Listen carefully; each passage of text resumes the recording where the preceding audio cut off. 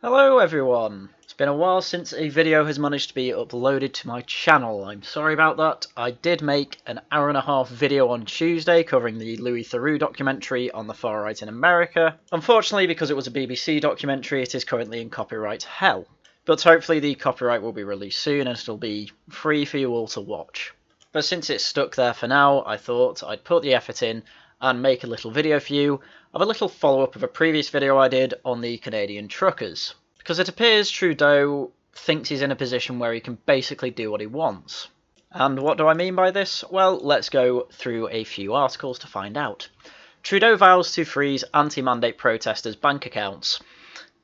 Surely that can't be as bad as it sounds. Canadian Prime Minister Justin Trudeau has taken the unprecedented step of invoking the Emergencies Act to crack down on anti-vaccine mandate protests. Mr Trudeau said the scope of the measures would be time-limited, reasonable and proportionate, and would not see the military develop. What's that old saying? There's nothing quite as permanent as a temporary government programme. With no need for court orders, banks can freeze personal accounts of anyone linked with the protests. So as far as I'm concerned, he may as well just get the military out and try and beat them off the streets, because this is just the economic way of doing the same thing. Because with protests like this, the reason you don't get the military out to disperse these types of things straight away is because it can escalate. The problem is that when you just try and do it by another means, I don't see why it won't just escalate. I'm trying to look at it from the government's position. You do have an entirely locked down city, basically. The issue is that if you completely give in to your demands, you'll see the city locked down every other week for a completely different type of thing that people want to protest. The example I gave last episode were the climate protests. Because it works, you've just given people an incentive to do this. So there's absolutely no easy answers to this, but the problem is that they're trying to find easy answers that don't make them look mental. The problem is that they've tried to get a really easy answer that makes them look mental. And another issue with this from the government's perspective is that originally, yes, most people were more or less against the protesters. Doing this is probably going to put a lot of people on side with the protesters because it is just way out of hand. You protest for a week and a half in the capital, you can probably see your entire livelihood fall beneath your feet. I don't think a government should have that power. On Sunday, law enforcement cleared anti-mandate protesters at the Ambassador Bridge in Windsor, a critical pathway for Canada-US trade after a week-long stalemate. Okay, that's interesting. How did they get rid of them? What began as a rally against a new rule that all truckers must be vaccinated to cross the US-Canada border or quarantine upon return has grown into a broader challenge to all COVID health restrictions. This is about keeping Canadians safe, protecting people's jobs, Mr Trudeau told the news conference on Monday. He said the police will be given more tools to imprison or fine protesters and protect critical infrastructure. Mr Trudeau told reporters that the legislation would be applied temporarily and in a highly specific manner. Problem is that I don't think that's going to settle anyone's mind. We've already seen you, Mr Trudeau, lie about these protesters, saying that they're Nazis, right-wingers, even gone as far as to call them anti-vaxxers, which they're not. Most of them are vaccinated, as I went through last video. They don't have a problem with vaccines, they have a problem with you being a tin pot dictator. Deputy Prime Minister Chrystia Freeland said at Monday's news conference that banks will be able to freeze personal accounts of anyone linked with the protests without any need for a court order. What does linked to the protests mean? That's incredibly vague. If you own a truck, you can say you're linked to the protests, even if it never went to Ottawa. Vehicle insurance for anyone involved with the demonstrations can also be suspended, she added. Oh my god, how does that make any sense? I have purchased this service. Where in the contract did it say it wouldn't apply if I joined a protest? Ms Freeland said they were broadening Canada's terrorist financing rules to cover cryptocurrencies and crowdfunding platforms as part of the effort. Wow! It's all about following the money, she said. See, this is what I mean. Because everything's gone so online and people are so reliant on the same 10 banks or so for all of their financing, most of which are in cahoots with every government in the world, now it's just really easy for the government to go, right, you see these protesters we don't like? Cut all funding for them. Hey, you over there, go fund me, alright? Stop, give us the money. Donate it to Black Lives Matter or something else. With cryptocurrencies, I have no idea how well that's going to go. Because as far as I am aware, when it comes to cryptocurrencies, one, when you have a crypto wallet, it's really easy to have that crypto wallet anonymous. And second of all, cryptocurrency, by necessity, is completely decentralized. It doesn't all go to this bank, so I guess going to the wallet providers, okay, that's probably your best bet, but what's going to happen? Well, it's cryptocurrency. There's going to be some that just don't listen to you. So everyone's just got to put their cryptocurrency in those companies' wallets. And in fact, as a likely result of the Canadian government saying, we're going to freeze all your assets and money in banks, people then started trying to take their money out of banks. So many people, in fact, that a lot of outages were reported for 4 of the biggest banks in Canada, as you can see on screen. From about 12 o'clock on the 16th of February, as is based on the tweet, it appears that a lot of people heard the news and thought, well, I really want to keep my money, I'm going to take it out. And then either so many people were trying to get in that the banks just couldn't cope with it, their infrastructure couldn't cope with it, or the banks shut it down by their own accord. So they could sort out this new government-mandated freezing of assets. They're just following the money, as the Deputy Prime Minister said. The Emergencies Act, passed in 1988, requires a high legal bar to be invoked. It may only be used in an urgent and critical situation that seriously endangers the lives, health, or safety of Canadians. Lawful protests do not qualify. Now, this begs the question of, are the truckers partaking in a lawful protest? Luckily, there's some arguments that the BBC put forward. Speaking on Monday, Canada's Justice Minister David Lametti argued that these conditions had been met. Of course, someone on Trudeau's side would say that, but the Canadian Civil Liberties Association disagreed, warning the move threatens our democracy and our civil liberties.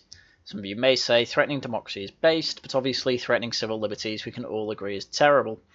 Ottawa protest leader Tamara Litch dismissed Mr Trudeau's move, telling AP News, "There are no threats that will frighten us. We will hold the line." Ontario Premier Doug Ford, a Conservative, said he supported the federal government. But the premiers of Quebec, Manitoba, Alberta and Saskatchewan said the emergency powers were not needed in their regions. For Mr Trudeau's announcement, Quebec Premier François Legault said invoking the Emergencies Act would throw oil on the fire.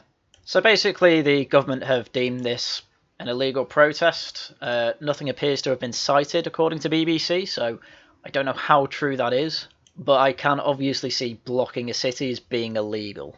However, is this situation urgent and critical, and are the lives, health or safety of Canadians under threat? Personally, I don't think so. Though I'm not going to say it is completely unfounded. For instance, traffic began flowing at another Canadian border crossing early Tuesday morning after protesters began leaving the site in Coutts, Alberta, following several arrests and seizures of a large cache of weapons and ammunition, the police said. A stockpile of weapons had been discovered by the police in trailers in Alberta on Monday. A small protest cell in the province had been prepared to use violence to maintain a blockade, the police reported. 13 people were arrested over the course of that day. Now, obviously, this is early days of this particular investigation and arrests. I don't necessarily know if 13 people were involved, and I don't even know if 13 people necessarily intended to use violence. However, they were clearly prepared for some sort of violence, even if it was just self-defense. The problem is that no one can know what the intentions were for sure. And the other problem is that this is all the way in Alberta. And according to the BBC, Alberta claim that they don't need the emergency powers. It's Ottawa or Ontario that are saying that. Because Ottawa actually borders between Ontario and Quebec is still saying, we don't need these emergency powers. So it's all a bit strange to me, in that in Alberta they've literally caught people with weapons, which, to me, I can see a reaction there being, oh, we need these emergency powers then, but they're still saying, no, we don't need them, we can handle it. So why is it different in Ontario, where, yes, the Freedom Convoy is much bigger than in Alberta, yet the worst they're doing, as shown in the last episode, was harassing a soup kitchen, which the truckers quickly dealt with, and which the people who were involved with have been arrested and investigated, as they should be. The main point I'm making is that it just seems incredibly heavy-handed, and that's not even the end of the emergency powers, because one thing that the BBC didn't tell us but the New York Times does is let us know the extent to which the emergency powers can go. So according to David Lametti, who outlined the array of special powers, tow truck operators who have been reluctant to cooperate with the police will now be compelled to work with law enforcement agencies to clear Ottawa's streets and the border crossing at Coutts, Alberta and Emerson, Manitoba. So basically, you are now slaves to the government, tow truck workers. You are compelled to work, which goes against about every single civil liberty in English common law that I can think of. And while the Royal Canadian Mounted Police and the National Force will not be taking over policing in Ottawa from the city's municipal services, its members will now be allowed to enforce provincial laws and local bylaws and carry out any federal orders made under the Emergencies Act. In short, the army are on standby. So truckers won't be able to access their money, tow truck workers are basically slaves now, and the army's on standby. It's just the setup for a disaster. Luckily, the truckers are standing their ground, which I think they should at this point. Ottawa Freedom Convoy truckers reject threats of prosecution. Good bunch of lads. So obviously the Times goes through all the things we've read already, so I'm not going to go through it again. But then they start with the reaction here. While at least one articulated lorry driver left the 450-strong blockade yesterday, most drivers flung the leaflets into a lavatory in the middle of the street. Hold the line, they cried. Ottawa Children's Aid Society said that protesters with children should make the necessary alternate care arrangements should they become unable to care for their children following potential police action. That is a good reply from the society there. Not saying, please don't protest, no ooh-woo. They're saying, hey man, do what you want, just make sure your kids are getting care that they need. Fair enough. But I also like how the Times are saying, oh, there's one guy who was, he's articulated. He's more upper class. He's more sensible than the rest of these working class people. I mean, that's how it came across anyway. I don't necessarily know if the author meant for it to come across like that. I just think it's funny. The push to re-establish order on the capital's highway follows weeks of lawlessness and the resignation of Peter Schloy as the Ottawa police chief. I don't know if it's weeks of lawlessness. I don't agree with that. There was what? A couple of incidents of people abusing shop owners nearby. I don't know about lawlessness. It seems pretty orderly to me. I mean, the truckers even protected that Terry Fox statue that was apparently vandalised by putting easily removable clothing and flag on him.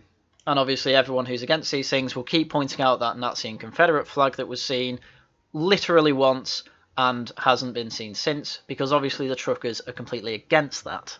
Anyway, carrying on with the article, it's unclear what else Trudeau could do, short of calling in the military if truckers still refuse to leave. Oh boy, this isn't going to end well. The emergency law's predecessor, the War Measures Act, was famously used in 1970 by Trudeau's father, Pierre Elliott Trudeau, to send troops and tanks into the street to put down a violent uprising in Quebec when he was Prime Minister. Yeah, don't do that, Trudeau. There's basically nothing violent here, and anyone who was causing violence has already been caught by the police.